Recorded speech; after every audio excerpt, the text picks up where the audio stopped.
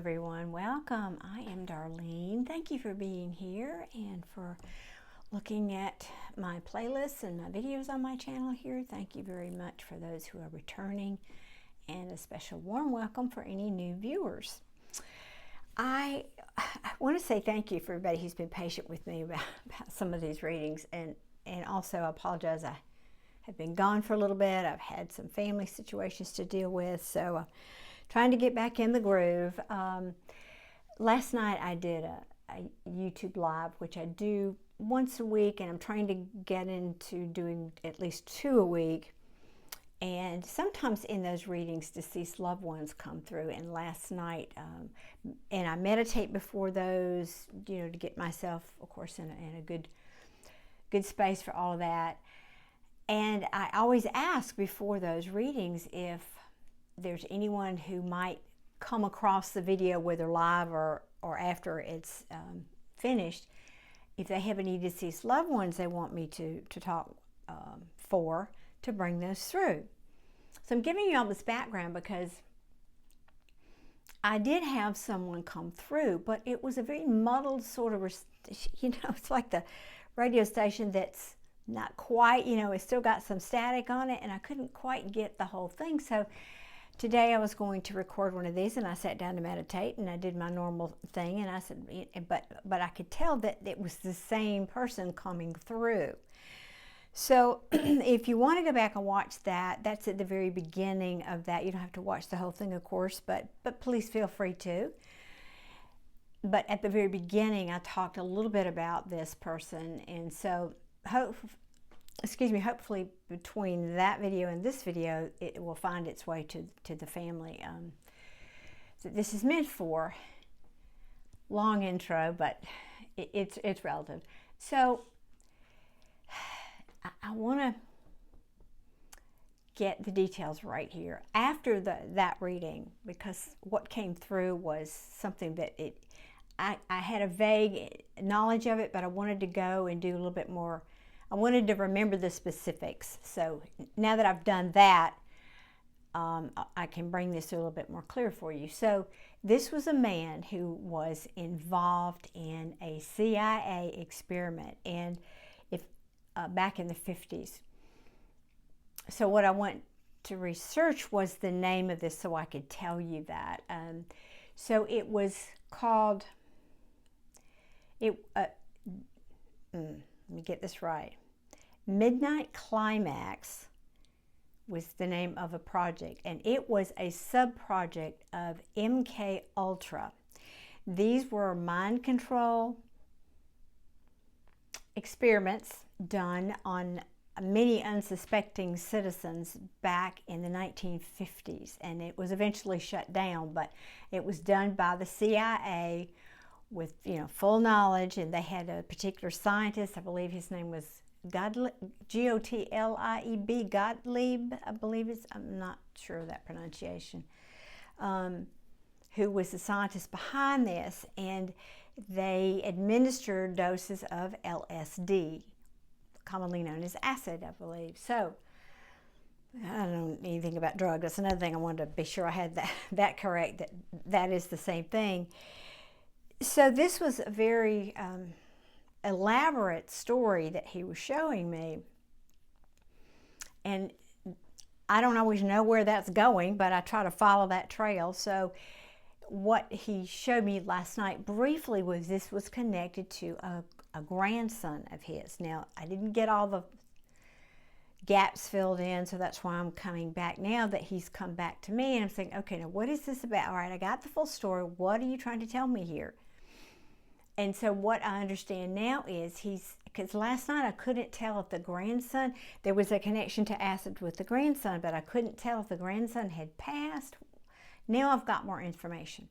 So what I'm seeing now is the grandson the father didn't know, there was no full disclosure about what was going on for him in terms of, he may have known he was taking something, but he didn't, like I said, many of those people were unsuspecting. It was just the way that it was done. and there was some kind of a soldier connection. There's so many details in this one, I can't even. Some kind of soldier connection. I'm not clear if he was a soldier. I think he certainly was at one time, but I don't know if he was a soldier when this happened for him, or if it was something that was administered to him by soldiers or by someone in a uniform. I'm just seeing somebody in a uniform. So now back to the grandson. Gosh, I hope this is making sense. So apparently the grandson has now gotten into drugs and has recently had I'm going to call it an incident. I really feel like this is a brush with death. And that explains to me, it very well could be that this young man could have had what resulted in a near-death experience, or resulted that he could have been dead and revived. He could have literally, had his heart stopped or something and then been brought back. But I'm getting the sense that he was pretty much dead, and then, and that's why I couldn't figure out, is he dead or I'm not understanding this. But he's alive, apparently. But he had a really close call. And so the grandfather who's been watching over him, the grandfather's passed, and then this young man who's here, the grandfather is acknowledging this story.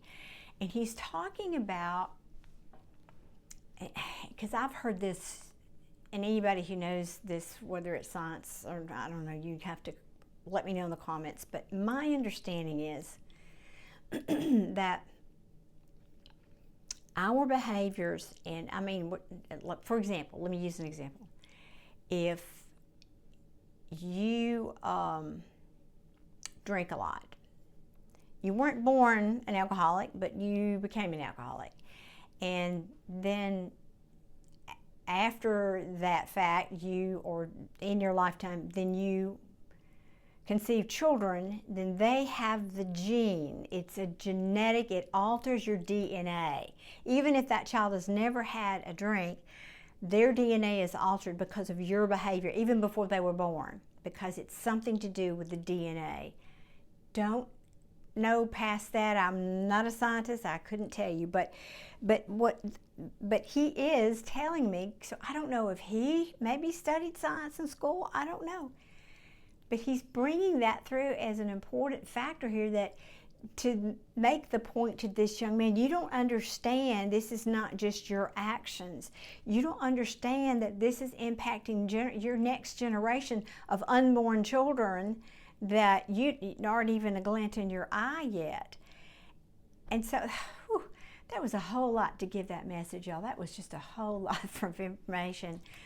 And so, but I'm really glad it came back to me today, because it's an important message. I mean, even if this wasn't your relative or anyone you knew, this is an important message. It's true.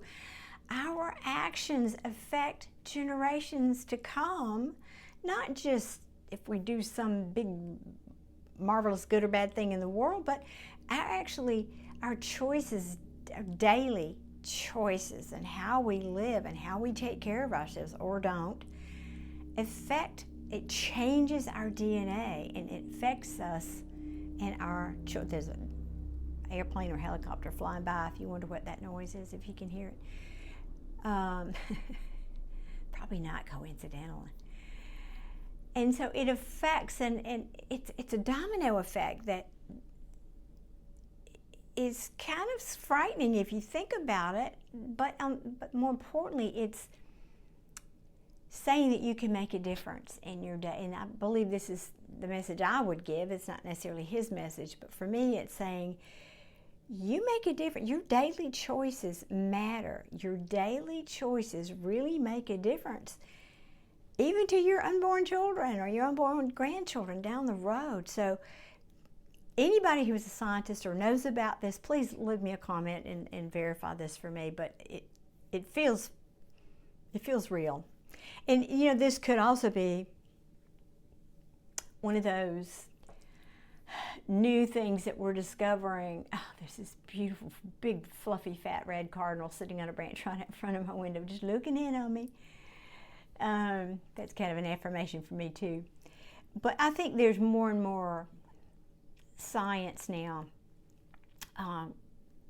coming to light about specifically quantum physics and how everything is affected, and of course everything is energy, we know that, and how there's just an amazing ripple effect in what we do because of energy. And we forget that, well, that beer is just a beer, right? No, it's also energy, and it also affects the energy in your body and so forth and so on. So I won't wax philosophical anymore about that, but it feels to me like there's a real important message here. It's bigger than this man's set of circumstances. And I think he wanted, and he's nodding, he's doing this for me. He's saying, yes, you finally get it. Well, it took me a minute.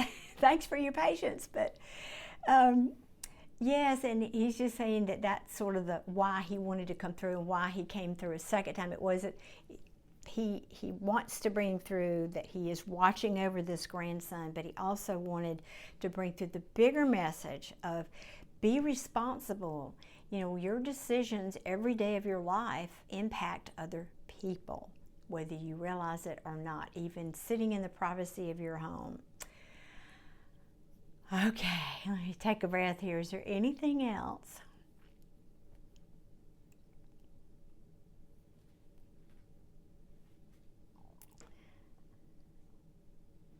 Oh, that is very interesting. Thank you.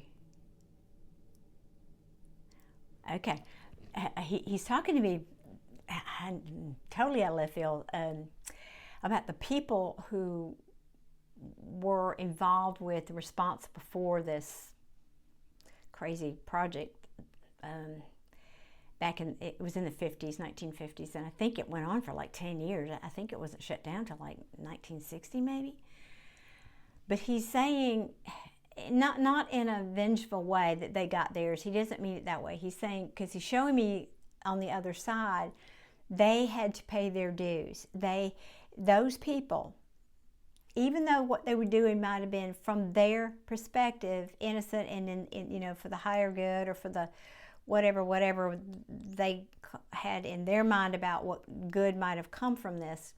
He's saying on the other side, when those people crossed over, they had to spend time looking at what they did. And everybody goes through a life review. And you've heard me talk about, if you've been here before, that sometimes our transition from the physical to the other side of the veil is a little bit longer for some people than others, because there is that life review. And then some people are not as anxious to blend in over there, I'm going to put it that way.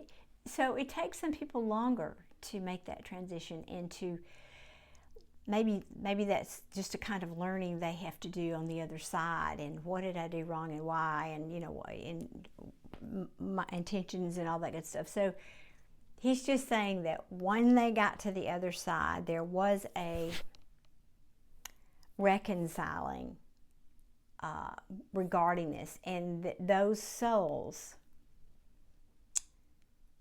and he's showing me very clear, some of them were very innocent in I don't mean innocent in, let me restate that. Their intentions were pure in that they thought they were doing something, whether they were misled or they weren't given the whole facts, or they did know, but they thought they were doing it to benefit science. I'm not sure, but may have been some of all of those. But he's just saying that they were given the time to reconcile all of that, to make peace with it, to understand the higher road that should have been taken. I hope I'm saying that well enough. Let me see if there's anything else.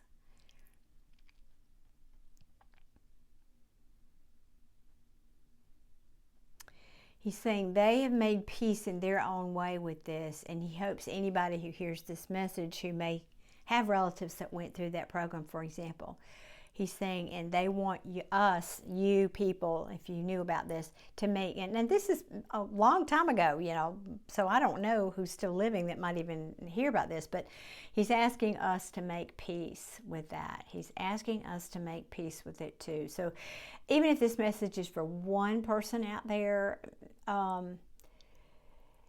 he's saying that, you know, vengeance doesn't have a place, or that's not really the word. What is this? Revenge. He's just saying that paying things back doesn't have a place. It really doesn't have a place. It's not how we progress in a positive way, spiritually speaking. And so he's saying, just let it go. Just let it go and move on, learn from it, and just move on. And again, I know that happened, well, the 1950s, you know, that's a long time ago, because I was born in 1951, so I was barely alive at that point, and I'm 73, so that was a long time ago. I don't know, but maybe your parents who knew about this passed some of this story on to you or your children. Anyway, is there anything else? This was a longer message, but apparently an important one.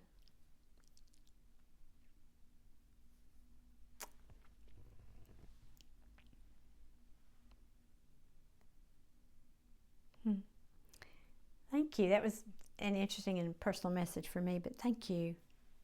Okay, thank you. Okay, well, I think that's it. If you guys like this kind of content, of course, I'm grateful for those who subscribe. I have a long list of playlists, rather, of other deceased loved ones readings. So if this didn't resonate, please check those out. And I do other kind of readings. And as I mentioned, I do go live here once or twice a week. And I've been doing 2 free readings. So if you get there early enough, you can take advantage of that. My schedule's changing, so the best way for you to find out about when that is to go to my channel page and click on the community tab, and I will usually have a post there, although I do some pop-ups. But anyway, that is that. And if you resonate at all with this message, even if it's not your family member, please pass it on if you know who it might belong to. I'm very, very grateful for all of you who watch my videos, and I'll see you again soon. Thank you. Bye.